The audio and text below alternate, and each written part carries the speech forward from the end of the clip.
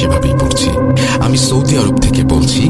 আমি এখানে আমার ইন্ডিয়ান বন্ধুর কাছ থেকে ঘটনাটি কালেক্ট করেছি। আমার নাম ফাহিম আহমেদ, বাড়ি সিলেট। এখন মূল ঘটনা বলি। বর্ষা শেষ হয়ে এলো। প্রকৃতির এক আশ্চর্য পরিবর্তন। সাদা টুকরো টুকরো মেঘ, নীল আকাশ, রঙিন বড় বড় সেই ট্রি, ফুলের মেলা, দূরে সবুজ ধান ক্ষেত, সোনালি ধান মনকে উতলা করে দেয়। আমি এতদিন চুপচাপ থাকতাম, কারো সঙ্গে তেমন কথাবার্তা বলতাম না। ক্লাসে আসতাম আর চলে যেতাম। শিব মন্দির, ক্লাব, সেখানেই আড্ডা বাজনা, প্র্যাকটিস সব চলত। আর কদিন পরে ক্রিকেট প্র্যাকটিস শুরু হবে। তখন তো আরো ব্যস্ত হয়ে পড়ব। ইউনিভার্সিটিতে ভর্তি হয়েছি। বাংলায় অনার্স বলে চিরদিন অবজ্ঞার চোখে ছিলাম। বাড়িতে আমার কোনো ভূমিকা ছিল না। বাইরেও আমাকে নানা কথা শোনাতো নানাজন, যার জন্য আমি নিজের মধ্যে ঢুকে থাকতাম। সহজে নিজেকে খুলতে পারতাম না। যদিও আমার কিছু অ্যাডভান্টেজ ছিল। এক্সারসাইজ করতাম বলে ভালো চেহারা, ভালো ক্রিকেট খেলতাম, মিউজিক সিস্টেমে ভালো বাজনা বাজাতে পারতাম।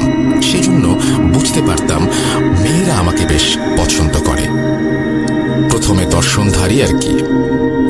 কিন্তু আমি ছিলাম ভীষণ লাজুক। কোনো মেয়ের সামনে যেতামই না।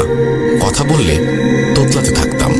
আমার ভালো লাগতো ঘুরে বেড়াতে, নিজের মনে থাকতে। সেজন্য আমাকে পেছনে অনেকেই অনেক কিছু বলে খ্যাপাতো। ইউনিভার্সিটিতে ভর্তি হয়ে আমার বিভাগের ছেলে মেয়েদের সঙ্গে আমার তেমন জমতো না। সেজন্য পুজো পর্যন্ত প্রায় কারো সঙ্গে ভালো মতো আলাপ হলো না। অবশ্য প্রফেসররা আমাকে বেশ ভালোবাসত।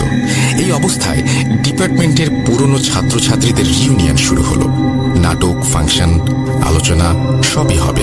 আমি রীতিমতো মিউজিক করব। রিহার্সাল শুরু হলো। অনেকেই ভালো গান গায়। একজন মেয়ের গান আমাকে মুগ্ধ করে দিল। খুব সাধারণ চেহারা, ফ্যাশনেও তেমন নয়, কিন্তু মেয়েটার গান কি সুন্দর। মেয়েটার নাম মনিরা ইসলাম। ফাইনাল রিহার্সালের দিন আমার সঙ্গে পরিচয় হলো। দেখলাম মেয়েটা আমার চেয়েও লাজুক, মাথা নিচুই করে থাকে। হয়তো চেহারাটা তেমন নয় বলে একটা হীনমন্যতাও আছে। আমি ভাবলাম এবার জমবে মজা। কি মনে হলো নিজের থেকে আলাপ করলাম। মেয়েটা ভালো করে কথা বলতে পারছিল না, তাও আমার কথার উত্তর দিল। বাড়ি কুচবিহারের শীতলকুচিতে।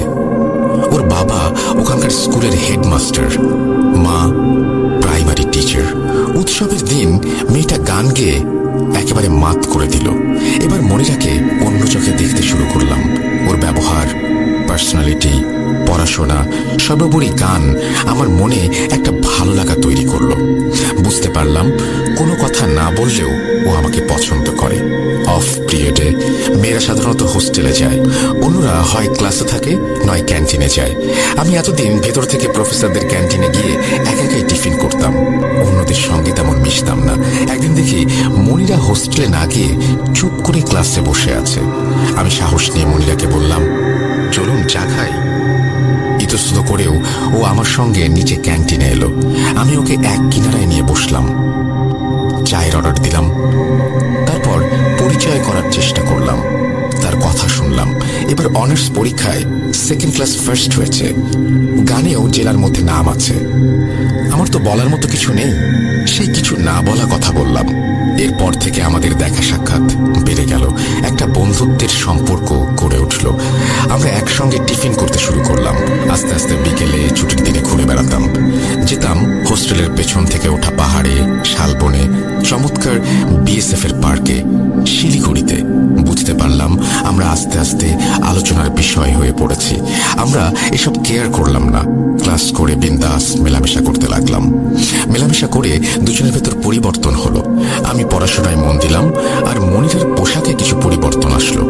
ক্লাস পরীক্ষায় ভালো রেজাল্ট হতে থাকলো। আর ও তো ফার্স্ট। কিছুদিন ধরে মনিরার মাঝে মাঝে জ্বর ধরা, মাথা ব্যথা হচ্ছিল। ও ততটা কেয়ার করেনি। জ্বর হলেও ক্লাসে আসতো, এসে চুপচাপ বসে থাকতো, বেশি চলাফেরা করতে পারতো না। আমি ওকে ডাক্তার দেখাতে বললাম, ও কেয়ার করতো না। কিছুদিন পর আরো অসুস্থ হয়ে পড়লো। মাঝে মাঝে ক্লাসে আসতে পারতো না। একদিন ক্লাসে অজ্ঞান হয়ে পড়লো। এবার ডিপার্টমেন্ট থেকে ওর বাড়িতে খবর দেয়া হলো। ওর বাবা এসে ওকে নিয়ে গেল। যাবার সময়ও আমাকে অনেকবার ভালো করে পড়াশোনা করতে বলল। আরো বলল কদিন এসে পড়বে। কদিন পরে খবর পেলাম মনিরা খুব অসুস্থ হয়ে পড়েছে, ওকে কলকাতায় নিয়ে যাওয়া হয়েছে। কলকাতা থেকে ডিপার্টমেন্টে খবর এলো ওর ব্লাড ক্যান্সার ধরা পড়েছে। ঠিক করলাম কদিন পরে ওর সঙ্গে দেখা করতে যাব। সেদিন রাত্রে ঘুমিয়ে পড়েছি। ঘুমের মধ্যে মনে হলো বহু দূর থেকে আমাকে মনিরা ডাকছে। চমকে জেগে উঠলাম। আবছা অন্ধকারে মনে হলো দরজার সামনে মনিরা দাঁড়িয়ে আছে, হাসি হাসি মুখ। ধরফর করে উঠে বসলাম, লাইট জ্বালালাম। দেখি কেউ কোথাও নেই। একটা অজানা আশঙ্কায় মন ভরে গেল। সেদিন ক্লাসে গিয়ে শুনতে পেলাম কলকাতা থেকে খবর এসেছে গতকাল রাত্রে মনিরা মারা গেছে। স্তব্ধ হয়ে থাকলাম, কাউকে কিচ্ছু বললাম না। কদিন মন খারাপ করে থাকলাম। আরো কদিন পর রাত্রে ক্লাব থেকে হোস্টেলে যাচ্ছি। যাওয়ার রাস্তাটা ফাঁকা, অন্ধকার, বড় বড় গাছে পরিপূর্ণ। কিছু দূর গিয়ে একটা বিরাট ছাতিম গাছ, তার নিচে বাঁধানো জায়গা। হঠাৎ চমকে গেলাম, দেখি বেদিটার কাছে মনিরা দাঁড়িয়ে আছে, হাসি হাসি মুখ। আমাকে কিছু বলার চেষ্টা করছে। আমি প্রচন্ড ভয় পেয়ে গেলাম। এক দৌড়ে চলে গেলাম গেস্ট হাউসের দিকে। সেখানে গার্ডগুলো আড্ডা দিচ্ছিল। তারা আমাকে ডেকে বসালো, জল খাওয়ালো, তারপর হোস্টেলে পৌঁছে দিল। তার কদিন পর ডাইনিং রুম থেকে খেয়ে আসছি। সিঁড়ির নিচে মনিরা দাঁড়িয়ে আছে, হাসি হাসি মুখ। ভয় পেয়ে দৌড়ে একতলায় স্বদেশের ঘরে ঢুকে পড়লাম। মুখ থেকে স্বদেশ বলল, কোনো ভয় নেই, বস। চা খাওয়ালো, উল্টোপাল্টা গল্প করলো, তারপর ঘরে পৌঁছে দিল। রাত্রে আবার মনে হলো মনিরা হাসি মুখে দাঁড়িয়ে আছে। আবার উঠে বসলাম। পাশের ঘর থেকে দিলীপকে ডেকে তুললাম। ও বলল, কদিন বাড়ি থেকে ঘুরে আয়। বাড়িতে এসে বাবা মাকে সব বললাম। বাবা বলল মেন্টাল ব্রেকডাউন। নিয়ে গেল মেন্টাল ডাক্তারের কাছে, ওষুধ দিল, কিছু হলো না। আবার কদিন পর রাত্রে মনিরাকে দেখলাম। ও ইউক্যালিপটাস বনের ভেতর থেকে আমাকে ডাকছে। এবার মা আমাদের পুরোহিত শুভেন্দু বাবুর সঙ্গে আলোচনা করল। উনি একটা তাবিজ দিলেন, আরো বললেন মেয়েটার কবরে ফুল দিয়ে এসো, এতে দোষটা কেটে যাবে। কদিন পরে বাবা আমাকে সিপাই বিসেন্দরের সঙ্গে শীতলকুচিতে পাঠালো। ওখানে গিয়ে ওদের বাড়িতে গেলাম। ওর বাবা মা আমাকে দেখে কাঁদতে লাগলেন। আমি শুভেন্দু বাবুর কথা বললাম। ওর বাবা ওদের কবরখানায় নিয়ে গেল। সিমেন্টের উপর নাম লেখা মনিরা ইসলাম। আমি মনিরার কবরে ফুল দিলাম, তারপর প্রার্থনা করলাম। মনে হচ্ছিল একটু দূরে একটা ফুল গাছের নিচে মনিরা দাঁড়িয়ে আছে, হাসি হাসি মুখ। ওর আত্মার শান্তি কামনা করলাম। তারপর ওর বাবা মার সঙ্গে দেখা করে ফিরে এলাম। তারপর আর কিছু দেখিনি। এই ছিল ঘটনা। থ্যাংক ইউ ভেরি মাচ আপনার ঘটনা পাঠানোর জন্য। আশা করছি যে আপনি নেক্সট টাইম আরো ঘটনা পাঠাবেন। আমরা চলে যাব আমাদের পরের ঘটনায়। যেভাবে লেখা আছে আমি সেভাবেই পড়ছি। আসসালামু আলাইকুম রাসেল ভাই, আমি মোহাম্মদ জুয়েল, রাজবাড়ি থেকে। আমি বাংলাদেশ পুলিশে কর্মরত আছি। ঘটনাটি আমার নিজের সাথে ঘটা। যাই হোক, ঘটনায় ফেরা যাক। সালটা 2013 ডিসেম্বরের শেষ দিক। যেহেতু ডিসেম্বরের শেষের দিকে, তখন সব পরীক্ষা শেষ, সবাই যখন ফ্রি থাকে সেই সময়টার কথা বলছি। তাই আমরা কয়েকজন বন্ধু মিলে প্রায় প্রতিদিন ক্রিকেট খেলতাম। প্রতিদিনের মতো আজও সেই চিরচেনা মাঠে ক্রিকেট খেলতে গেলাম। যথারীতি খেলা শেষ করতে করতে সন্ধ্যা পার হয়ে যায়। সবাইকে বিদায় দিয়ে আমি আমার বাড়ির দিকে রওনা হলাম। বলে রাখা ভালো, মাঠ থেকে আমার বাড়িতে যেতে একটা পুকুর, তারপর বাঁশবাগান, এসব পেরোতে হয়। সবাই যার যার মতো বাড়িতে চলে গেল। আমিও আমার বাড়ির দিকে রওনা হলাম। আমার বাড়িটা একটু দূরে থাকায় এবং শেষের দিকে থাকায় আমার বাড়ির ওই দিকে কেউ ছিল না যে যার সাথে আমি যাব। তাই একাই রওনা দিলাম বাড়ির দিকে। গ্রামের মুরব্বীদের কাছ থেকে ওই পুকুর এবং বাঁশবাগান নিয়ে অনেক ভৌতিক গল্প শুনেছি। সময় পেলে ওই বাঁশবাগান এবং ওই পুকুরের ঘটনা পাঠাবো। আমি যখন বাড়িতে যাচ্ছি তখন রাস্তায় জনশূন্য। আমার কাছে কোনো লাইট ছিল না। রাস্তা দিয়ে একা একা হাঁটছি আর ভাবছি, আল্লাহ, আজকে যেন আমার সাথে কোনো খারাপ কিছু না ঘটে। দেখতে দেখতে প্রায় পুকুরের কাছাকাছি, তখন গায়ের মধ্যে কেমন যেন একটা ঝাঁকুনি দিল। আমি তখন 7-5 না ভেবে সামনের দিকে এগোতে থাকলাম। পুকুর অতিক্রম করে বাঁশ বাগানের কাছে যেতেই আমার মনে হলো এখানে প্রচুর ঝড় হচ্ছে। বলে রাখি, আমার বাড়ির দিকে যেতে রাস্তার বাম পাশে পুকুর এবং পুকুরের শেষ সীমানায় ডান পাশে বাঁশবাগান। যথারীতি পুকুর শেষ হতেই বাঁশবাগান। হঠাৎই আমার কাছে মনে হলো প্রচুর বাতাস, বাঁশগুলো এই রাস্তার উপরে ভেঙে পড়বে। কিন্তু আমি দূরে তাকিয়ে দেখি দূরে কোথাও কোনো বাতাস নেই। আমি আল্লাহ আল্লাহ করতে করতে সামনের দিকে এগোচ্ছি। বাঁশবাগানের ঠিক মাঝ বরাবর আসতেই আমার মনে হলো পেছন দিক থেকে কোনো কিছু আমার দিকে ধেয়ে আসছে শব্দ করতে করতে। আমি ভাবলাম রাস্তা দিয়ে হয়তোবা কেউ আসছে। তখন আমি একটু পিছনে তাকাই। হয়তোবা এটাই আমার জীবনের সব থেকে বড় ভুল ছিল। পেছনের দিকে তাকাতেই দেখি সেই পুকুর থেকে কালো এক দানবের মতো একটা ছায়ামূর্তি আমার দিকে আসছে এবং দ্রুত আসছে। দুই পাশের গাছগুলো মনে হচ্ছে ভেঙে যাচ্ছে। আমি তখন বাঁশ বাগানের মাঝ বরাবর। এটা দেখে আমি দ্রুত সামনের দিকে দৌড়াতে থাকলাম, কিন্তু আমার কাছে মনে হচ্ছিল আমি সামনের দিকে এগোতে পারছি না। কি করব, মাথায় কোনো কিছু কাজ করছিল না। তখন অনেক কষ্টে দোয়া দরুদ পড়তে শুরু করলাম। তখন দেখি আমি যেতে পারছি। বাঁশবাগান অতিক্রম করতে দেখলাম সে বাতাস আর নেই এবং আমি রাস্তার মাঝখানে দাঁড়িয়ে থাকলাম। সেই ছায়ামূর্তি বাঁশবাগানে এসে মিলিয়ে গেল। এটা দেখে আমি প্রচুর ভয় পেয়ে গেলাম এবং দ্রুত বাড়ি চলে আসলাম। আমি কাউকে কিছু না বলে ঘুমিয়ে পড়লাম সেদিনের মতো। আল্লাহ তার অশেষ রহমতে সেদিন আমার সাথে আর কিছু ঘটেনি। তারপর কিছুদিন আমার সাথে আর কিছুই ঘটল না। এখানে বলে রাখি, তখনও কিন্তু আমাদের গ্রামে কোনো ইলেকট্রিসিটি ছিল না।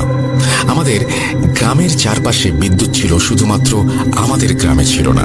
তাই আমাদের সকল ফোন আমরা গ্রামের শেষ দিকে একটা দোকান ছিল, সেই দোকানে চার্জ দিতাম। যেহেতু আমাদের বাড়িতে কোনো বিদ্যুৎ নেই, তাই আমি ওই দোকানে মোবাইল চার্জ দিতাম। একদিন বিকেলে কোনো কারণে বিদ্যুৎ ছিল না এবং বিদ্যুৎ আসে সন্ধ্যার পরে, তাই মোবাইল ফোনে চার্জ দিতে পারিনি। সেই চার্জ দিতে দিতে অনেকটা রাত হয়ে যায়। আমার বাড়ি যেহেতু গ্রামের একদম শেষের দিকে, তাই একাই আসতে হতো। বলে রাখা ভালো, ওই দোকান থেকে আমার বাড়ি আসতে সেই পুকুর আর বাঁশবাগান অতিক্রম করতে হয়। আমি একটা বাইসাইকেল নিয়ে বাড়ির দিকে রওনা হলাম। রাস্তায় কাউকে দেখলাম না। চাঁদের হালকা মিটিমিটি আলো। আমি সাইকেল চালাচ্ছি আর ভাবছি এত রাত করলাম, না জানি আবার কোন অঘটন ঘটে আমার সঙ্গে। আমার একটা বদ অভ্যাস ছিল, আমি প্রচুর গান শুনতাম। তাই একটা গান প্লে করে ফোনের টর্চ অন করে আমি বাড়ির দিকে রওনা দিলাম। হঠাৎ যখন আমি পুকুরের কাছাকাছি, তখন আমার ফোনের লাইট এবং মিউজিক দুটোই অফ হয়ে যায়। আমি বাইসাইকেলটা দাঁড় করালাম এবং ফোনের টর্চ অন অফ করতে থাকলাম। দেখলাম কাজ করছে, বাট আলো জ্বলছে না, এবং মিউজিক প্লে হচ্ছে, বাট সাউন্ড হচ্ছে না। সঙ্গে সঙ্গে আমি সামনের দিকে তাকাই। তাকাতে যা দেখি তা দেখার জন্য আমি মোটেও প্রস্তুত ছিলাম না। আমি হয়তো কখনোই ভুলতে পারবো না। সামনের দিকে তাকাতেই দেখি আমার সামনে একজন অস্পষ্ট মানুষ দাঁড়িয়ে আছে। আমি তার দিকে তাকাতেই দেখলাম তার চুলগুলো সাদা। আমি তার মুখ দেখতে পারিনি, কারণ তার চুলগুলো মুখের ওপর দিয়ে পা পর্যন্ত। এটা দেখার পর আমি প্রচুর ভয় পেয়ে যাই এবং দোয়া দরুদ পড়তে থাকি। যখন আমি দোয়া দরুদ পড়তে শুরু করি, তখন আমার কাছে মনে হলো ওই জায়গাটায় ওই মানুষটা হঠাৎ ফুটবলের মতো হয়ে পুকুরের মধ্যে ঝাঁপ দিল এবং পুকুরের পানিতে মনে হয় বিশাল একটা বড় কিছু পড়ল।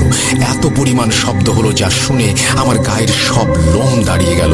প্রচন্ড রকম ভয় পেয়ে যাই আমি এবং আমার গলা শুকিয়ে আসে। যখনই ওই মূর্তিটা বা কালো অবয়বটা পানিতে ঝাঁপ দিল, সেই মুহূর্তেই আমার টর্চ জ্বলতে শুরু করলো, মিউজিক বাজতে শুরু করলো। আমি কোনো রকমে বাড়ির দিকে রওনা হলাম এবং বাড়িতে যেয়ে মাকে সবকিছু বললাম। মা আমাকে অনেক বকাঝকা করলো। তার পরের দিন স্থানীয় এক হুজুরের কাছ থেকে ঝাড়ফুঁক করে একটা তাবিজ দিল এবং বলল, এই তাবিজ নিয়ে মরা বাড়ি বা সদ্য বাচ্চা জন্ম নিয়েছে এমন কোনো বাড়ির ত্রিসীমানায় যেন আমি না যাই। আরো নিষেধ করলো আমি যেন কখনো তাবিজ না খুলি। আমি তাবিজে তেমন বিশ্বাসী ছিলাম না, তাই কিছুদিন পরে ভাবলাম এখন তো আর কোনো সমস্যা হচ্ছে না, তাই তাবিজটা খুলে রাখলাম। বলতে গেলে প্রায় প্রতিদিনই ফোন চার্জ দেওয়ার জন্য সেই দোকানে যেতে হতো এবং সন্ধ্যা বা সন্ধ্যার পরে বাড়িতে আসতাম। যথারীতি অন্য দিনের মতো আজও সন্ধ্যার পরে দোকান থেকে বাড়ির দিকে যাচ্ছি। যখনই সেই পুকুরের কাছাকাছি যাই, তখনই দেখলাম সামনে একটা বিড়াল আকৃতির কিছু রাস্তার মাঝ বরাবর দাঁড়িয়ে আছে। এটা দেখে আমার কেমন যেন মনে হলো, তাই আমি বাইসাইকেলটা দাঁড় করালাম এবং সামনের দিকে তাকাতেই দেখলাম বিড়ালটা রাস্তার এক পাশ থেকে অন্য পাশ পর্যন্ত। এত বড় বিড়াল আমার এই বয়সে আমি কোনোদিন চোখে দেখিনি। এই দেখে আমি প্রচুর পরিমাণে ভয় পেয়ে গেলাম এবং দোয়া দুরুদ পড়তে শুরু করলাম। যখন আমি দোয়া দুরুদ পড়তে শুরু করি তখন বিড়ালটা সেই বাঁশ বাগানের মধ্যে চলে গেল। বাড়িতে আসার পরে আমি সেদিন ঘুমিয়ে যাই। ঘুম থেকে উঠে দেখি আমার গায়ে প্রচুর জ্বর এবং গত রাতের কথা আমি বাবা মাকে বলতেই তারা আমায় কবিরাজের কাছে নিয়ে যায় এবং কবিরাজ আমাকে অনেক বকাঝকা করে। তারপরে সে ঝাড়ফুঁক করে দেয় এবং একটা তাবিজ দেয়। বেশ ভালোই কাটছিল দিনগুলো। হঠাৎ একদিন আমি রাতে স্বপ্ন দেখলাম কেউ আমার কানের কাছে ফিস ফিস করছে, তোকে আমার ভালো লাগে, আমি তোকে নিয়ে যাব। হঠাৎ আমার ঘুম ভেঙে যায়, শব্দটাও বন্ধ হয়ে যায়। ভাবলাম হয়তোবা মনের ভুল, আবার ঘুমিয়ে পড়ি। পরদিন সকালে ঘুম থেকে উঠে দেখি আমার খাট একটু দূরে রাখা। ভাবলাম হয়তো রুমে কেউ এসে খাট সরিয়েছে। আমি আবার ঠিক করে রাখলাম। পরের দিন আবার খাট সরানো। এবার আমি মাকে জিজ্ঞেস করলাম, আপনারা কি আমার খাট সরিয়েছেন? মা বললেন, না, আমরা তোমার ঘরেই যাইনি, দেখো তুমি সরিয়েছ কিনা। আমার স্পষ্ট মনে আছে আমি খাট সরাইনি, বরং ঠিক করে রাখি। আমার তখন বুঝতে বাকি রইল না এটা কার কাজ। কিছুদিন আবার স্বপ্নে দেখলাম একজন মহিলা আমাকে বলছে, কিরে, তোকে না বললাম আমার সাথে যেতে, তুই আমার সাথে যাবি? তোকে আমি নিয়ে যাব। তখন আমি স্বপ্নের মধ্যে বলছি, না, আমি যাব না, আমি আমার বাবা মার কাছে থাকবো। তখন সে আমাকে বলল, তুই যদি আমার সাথে না যাস তাহলে ভালো হবে না, খারাপ হবে। এটা দেখে আমার ঘুম ভেঙে যায় এবং আমি প্রচুর ভয় পাই। ঘাম দিয়ে আমার শরীর ভিজে গেছে। এরপর আমি কিছুদিন ঠিকঠাক থাকলাম, আমার সাথে কিছু ঘটেনি। এরপর একদিন সন্ধ্যার পর দোকান থেকে বাড়ি আসছি। ওই দিন আমার সাথে ছিল আমার চাচাতো ভাই। আমি যেই পুকুর পার হব তখন আমার কাছে মনে হচ্ছে কেউ আমার দিকে কিছু একটা ছুঁড়ে মারছে। হঠাৎ পায়ে একটা মাটির টুকরা লাগে, প্রচন্ড ব্যথা পাই। আমার পায়ে সেই মাটির টুকরার ছাপ লেগে থাকে। আমি ভাইকে বলি, কে ঢিল দিল? ভাইয়া বলল, কই, পাগল হচ্ছিস তুই? আমার আর বুঝতে বাকি রইল না আমি যেতে চাই নাই, এই জন্য দূর থেকে আমার ক্ষতি করার চেষ্টা করছে। তাড়াতাড়ি বাড়ি চলে আসি এবং আমার পায়ে লেগে থাকা মাটির ছাপ বাড়ির সবাইকে দেখাই। পরদিন আবারও হুজুরের কাছে যাই। হুজুর বলে, এটা শক্তিশালী পরীর নজর, এই পরীর সাথে লড়াই করার ক্ষমতা আমার নেই, আপনারা অন্য হুজুর দেখান, আমি এর সাথে লড়াই করতে পারবো না। তারপরে সেই হুজুর আমাকে ঝাড়ফুঁক করে দেয় এবং বলে, সাবধানে থেকো। এই ঘটনার পর থেকে আমি বাড়ি থেকে বের হতাম না। কিছুদিন পরে আমি আবার একদিন বাড়ি থেকে বের হই এবং ফিরতে রাত হয়ে যায়। আমি আমাদের গ্রামে ঢুকতেই একটা দমকা বাতাস আমাকে রাস্তা থেকে উড়িয়ে নিয়ে একটা খালের মধ্যে ফেলে দিল। আমি উঠে দোয়া দুরুদ পড়তে শুরু করলাম এবং আল্লাহ তাআলার কাছে দোয়া করলাম আল্লাহর অশেষ রহমতে সেবারের মতো প্রাণ বেঁচে যায়। কিছু লোকের সাহায্য নিয়ে আমি বাড়িতে চলে আসি। তারপর থেকে আমি বাড়ি থেকে আর বের হতাম না। দেখতে দেখতে বেশ কিছুদিন কেটে গেল। আমিও বাড়ির মধ্যে ঘরবন্দি অবস্থায় থাকতে শুরু করি এবং প্রতি রাতে আমার সাথে বাজে কিছু স্বপ্ন, অর্থাৎ বাজে স্বপ্ন আমি দেখতে থাকি। যেহেতু আমার গা বন্ধ ছিল এবং তাবিজ ছিল, যার জন্য পরীটা আমার কাছে আসতে পারত না। এর কিছুদিন পরে কোরবানির ঈদ। বাড়িতে কোরবানি ঈদের গরুর গোস্ত খেয়ে আমরা কয়েকজন বন্ধু সেই দোকানে যাই। আমি দোকানে বসে সবার সাথে গল্প করছি। হঠাৎ আমার মাথা ব্যথা শুরু হলো। আমি ওদের বললাম, মাথার মধ্যে ব্যথা করছে। এটা বলতেই বসা থেকে মাটিতে লুটিয়ে পড়ি, আর আমার কিছু মনে নেই। আমার জ্ঞান ফিরলে দেখি আমি একটা বাড়িতে, গ্রামের অনেক লোক। আমি তাদের জিজ্ঞেস করলাম, আমি এখানে কেন? কিন্তু কেউ বিশ্বাস করবে কিনা জানি না, এটাই সত্য যে আমার মুখ দিয়ে কোনো শব্দ বের হচ্ছিল না। আমি কোনো কথা বলতে পারছিলাম না, বলতে পারেন বোবা হয়ে গিয়েছিলাম এবং আমার ডান পাটা কাজ করছিল না। এ দেখে প্রায় গ্রামের সব লোক আমাকে দেখতে আসেন। সেই থেকে আমি কারোর কোনো কথার জবাব দিতে পারছিলাম না। সবার কথা শুনছিলাম, আমি কথা বলতে পারছিলাম না। আমি অনেক চেষ্টা করি কথা বলার জন্য, কিন্তু আমার মুখ দিয়ে কোনো শব্দ বের হচ্ছে না। এর পরের দিন আমাকে ফরিদপুরের একটা হসপিটালে নিয়ে যাওয়া হয়। সেখানে ডাক্তার সাহেব আমাকে অনেকগুলো টেস্ট দেয়, কিন্তু কোনো কিছুই ধরা পড়ে না। এইভাবে 3 দিন কেটে যায়। 3 দিন পরে এক সকালে আমি মাকে ডাক দেই এবং আমার মুখ থেকে শব্দ বের হতে শুরু করে। আমি কথা বলতে পারছিলাম, পা কাজ করছিল। এই ঘটনার পর দিন দিন শরীর দুর্বল হতে থাকে। বিছানায় পড়ে যাই আর প্রতিদিন রাতে স্বপ্নে দেখতাম সেই মহিলা আমাকে বলছে সে আমাকে নিয়ে যাবে, সে আমাকে নিয়ে যাবে। অনেক ডাক্তার দেখানো হয়, কবিরাজ দেখানো হয়, কিন্তু আমার শরীর ঠিক হয় না। এসব দেখে বাবা মা অনেক চিন্তিত হয়ে পড়ে। কি করবে, কি করবে, কার কাছে যাবে? কিছুদিন পর এক হুজুরের সন্ধান পায়। কবিরাজ আমাদের ঘটনা শুনে বলে, আপনারা এখন চলে যান, 3 দিন পরে আপনাদের বাড়িতে আমি যাব। ঠিক 3 দিন পরে সন্ধ্যায় সেই কবিরাজ আসেন এবং আমাদের বলেন একজন তুলারাশির লোককে হাজির করতে। পাশের বাড়ির আমার এক কাকি তুলারাশির ছিলেন, তাকেই নিয়ে আসলাম। কবিরাজ তাকে বলে বইটাকে এই তুলারাশির কাছে হাজির করব। কবিরাজ প্রথমে বৃত্ত আঁকলো এবং বৃত্তর মাঝখানে কাকিকে বসালো এবং হুজুর দোয়া দুরুদ পড়তে শুরু করলো। কিছুক্ষণ পরে মনে হচ্ছিল বাড়িতে ঝড় বয়ে যাচ্ছে, কেউ কিছু ছুঁড়ে মারছে বৃষ্টির মতন। হুজুর আমাদের বলল আমরা যেন বাইরে না যাই। কিছুক্ষণ পরে পরীটা হাজির হলো। তখন জিজ্ঞাসা করলো, তুই কে, তোর পরিচয় দে। এবং সে পরিচয় দিল এবং তাকে যখন কবিরাজ চলে যেতে বলল, সে চলে যেতে রাজি হচ্ছিল না। তার বয়স নাকি 200 বছর, এই সমস্ত অনেক কথা বলছিল এবং সে কোনোভাবেই রাজি হচ্ছিল না কবিরাজের কথা শুনতে। পরে কবিরাজ তাকে কিছু অফার করে এবং সেই অফারের কারণে সে রাজি হয় চলে যেতে। এবং পরের দিন সন্ধ্যায় আমরা এলাকার সকল বাচ্চাদের ডেকে নিয়ে এসে দুধের পায়েস খেতে দেই। আরো কিছু কথা বলে পরি, সেই অনুযায়ী আমরা কাজ সম্পন্ন করি। পরদিন আবার পরিটাকে কাকির কাছে হাজির করানো হয়। পরিটা বলে ওই খাবার বাচ্চারা খায় নাই, ওই খাবার খেয়েছি আমরা। কিন্তু কথা বলার পর হুজুর বা কবিরাজ একটা বোতলের মধ্যে পরিটাকে বন্দি করে এবং আমাকে ঝাড়ফুঁক করে দেয়, কিছু পানি পড়া দেয় এবং আমার বাড়ির চারপাশ বন্ধ করে দেয়। আরো কিছু নিয়ম বলে দেয়, সেগুলো আমি সঠিকভাবে মানি। আল্লাহর রহমতে বাবা মার দোয়ায় এখন অনেক ভালো আছি। আল্লাহ পাক ভালো রেখেছেন। রাসেল ভাই, যদি ঘটনাটা ভালো লাগে পড়ে শোনাবেন। লেখার মধ্যে যদি ভুল ত্রুটি হয়ে থাকে ক্ষমার দৃষ্টিতে দেখবেন। ঘটনাটি একদম সত্য, আমার নিজের সাথে ঘটা। আমি কখনো ভুলব না সেই দিনগুলোর কথা। এখন আপনাদের প্রশ্ন আসতে পারে, আগের হুজুর কেন বলেছিল পরিটা অনেক শক্তিশালী? ভাবছেন এত সহজেই হার মানলো, সে কি করে শক্তিশালী? না ভাই, এর মধ্যে অনেক ঘটনা আছে যেগুলো বলা সম্ভব নয়, তাই বললাম না। যতটুকু বলা যায় ততটুকু বললাম। যেভাবে লেখা আছে আমি সেভাবেই পড়ছি। আসসালামু আলাইকুম রাসেল ভাই, আশা করি ভালো আছেন, কারণ আপনি সর্বদাই ভালোর দলে। রাসেল ভাই, আমি এখন আপনাকে যে ঘটনাটি বলতে চাচ্ছি তা আমার পরিবার কেন্দ্রিক এবং এর সাথে আপনিও যুক্ত আছেন। আর আমি এই কথা কেন বললাম তা ঘটনার মাঝেই বুঝতে পারবেন। ঘটনাটি বলার আগে আমি আমার পরিবারের সম্পর্কে কিছু বলে নিতে চাই। তা হলো, আমার পরিবারের সদস্য সংখ্যা 4 জন। আমরা 3 ভাই বোন, অর্থাৎ আমার সবচেয়ে বড় যে ভাই তার নাম তুষার, তারপর বোন তান্নি এবং সবার ছোট আমি তুর্জয় এবং আমার মা। বাবা নেই, অনেক আগেই পরলোক গমন করেন তিনি। এবার ঘটনায় আসা যাক। সময়টা 2012 সালের কোনো একদিন শুক্রবার রাতের। আমার বড় ভাইয়া বরাবরই সাহসী একজন মানুষ, তার ভেতরে ভয় একেবারেই কাজ করে না। আমার আম্মুর বেলাও তাই। প্রতি শুক্রবার রাত 12টায় আপনার আগের যে শো ছিল ভূত এফএম, সেটা তিনি মিস করতেন না, একদিনও মিস করতেন না। কিন্তু আমি আর আমার আপু ছিলাম ভাইয়ার সম্পূর্ণ বিপরীত, অর্থাৎ সাধারণ ভাষায় যাকে বলে ভয় কাতরে বা ভিতর টিম। তো প্রতি শুক্রবারের মতো সেদিনও আমার ভাইয়া রেডিওতে ভূত এফএম শোনার প্রস্তুতি নিচ্ছেন। এমন সময় আমার আপু বলে উঠল, আজ আমিও ভূত এফএম শুনবো। তখন আমার ভাইয়া বলল, তুই তো এমনি প্যারানর্মাল বিষয় নিয়ে দুর্বল, তো আজ আবার এই কথা বলছিস কেন?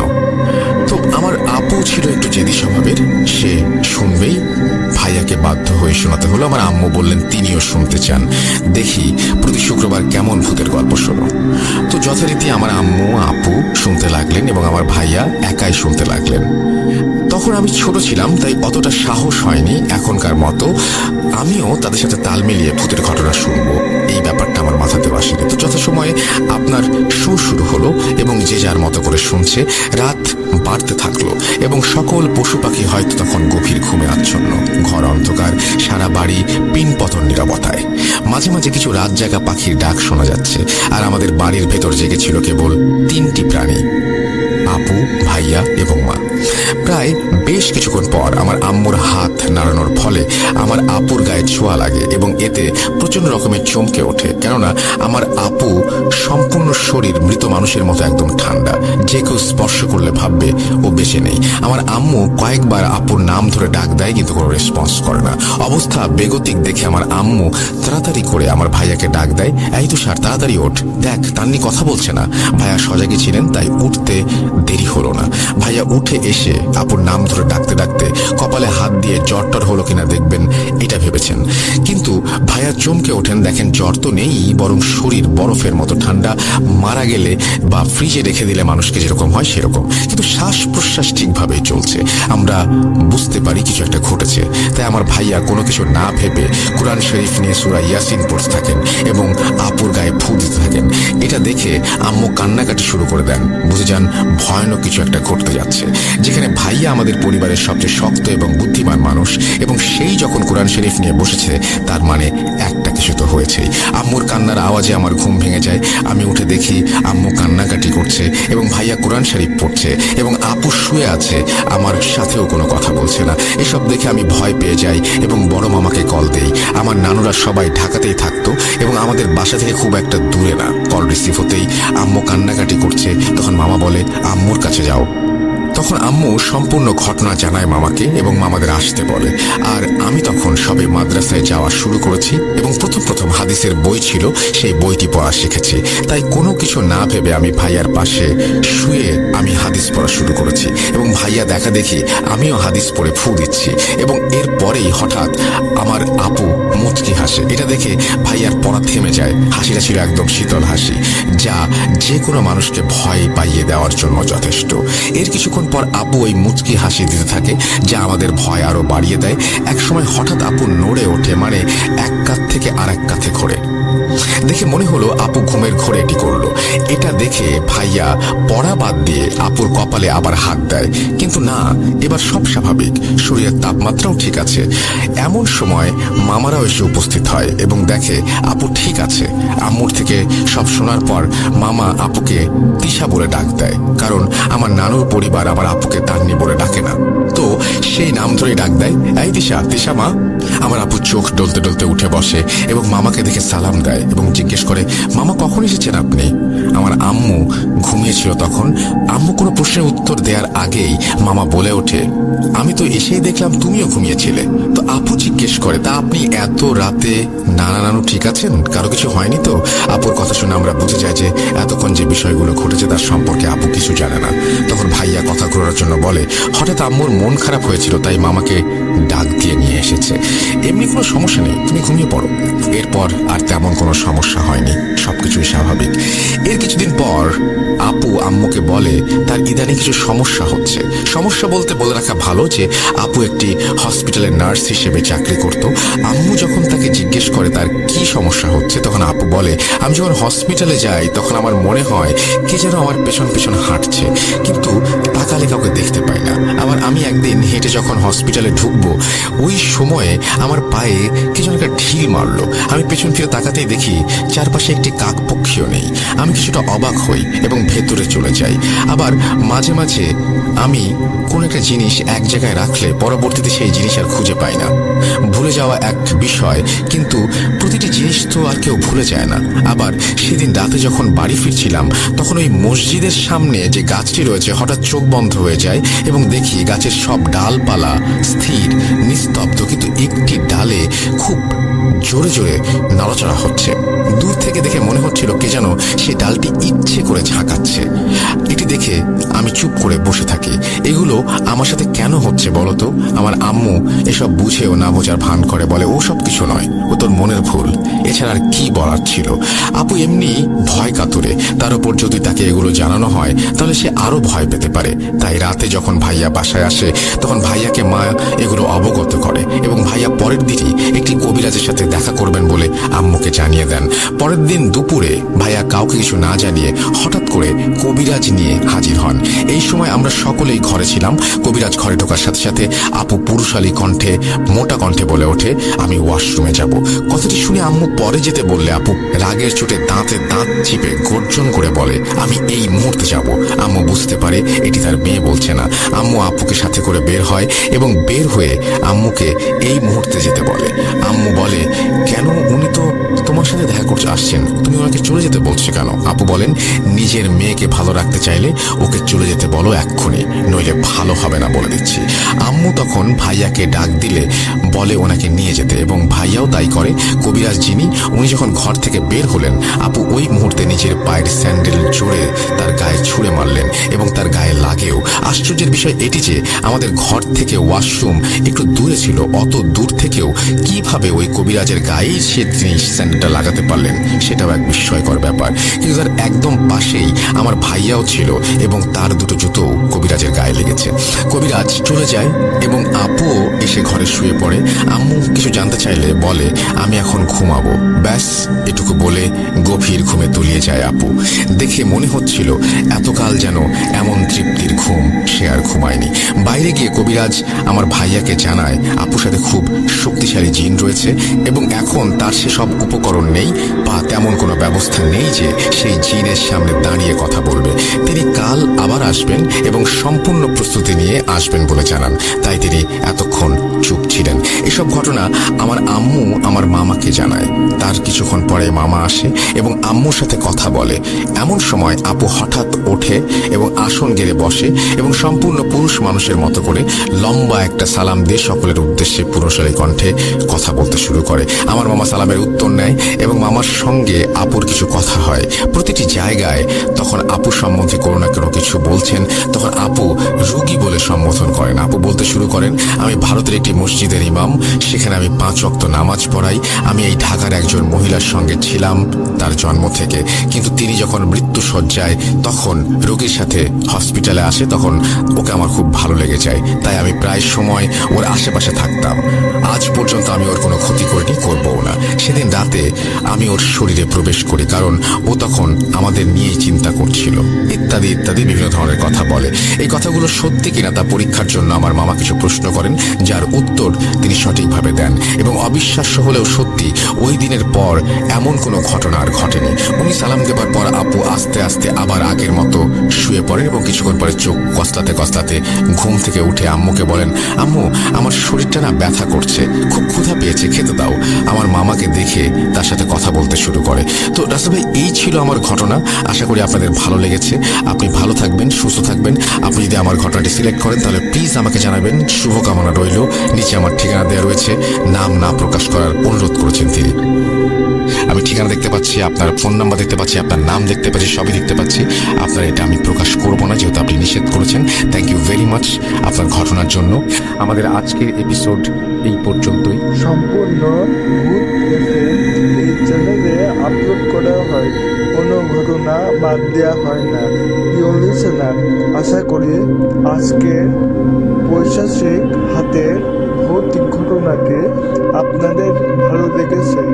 যদি ভালো লেগে থাকে এবং এরকমই আরও নতুন নতুন ঘটনা পেতে চাইলে আমাদের চ্যানেলকে অবশ্যই লাইক এবং সাবস্ক্রাইব করে আমাদের পাশেই থাকবেন। সবাইকে ধন্যবাদ।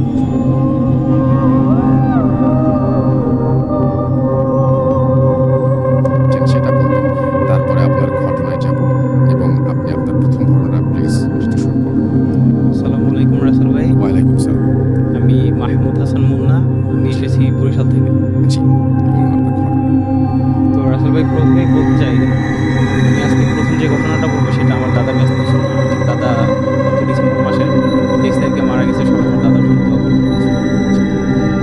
তো আমার দাদারা ছিলেন 2 ভাই। তো দাদারাদের যে পুরানো বাড়ি সেটা ছিল আমাদের যে বর্তমান যে এলাকা চন্দ্রমোহন, তার পাশে একটা গ্রামে চরদারিয়াল নাম। জি। তো ওইখান থেকে দাদারা চন্দ্রমোহন আইসা একটা বাড়ি করে। তো দাদারা 2 ভাই বাড়ি করার পরে ওই বাড়িতে থাকতো, নতুন বাড়িতে থাকতো দাদারা 2 ভাই। আর আমার যে বড় দাদি ছিল উনি আর ওনার আম্মা।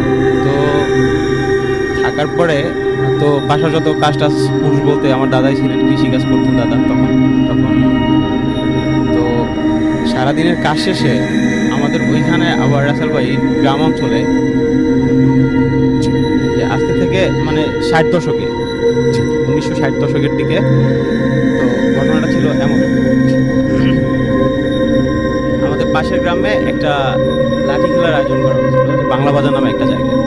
তো ওইখানে দাদা চিন্তা করলেন যে সারাদিনের কাজ শেষে লাঠি খেলা দেখতে যাবে।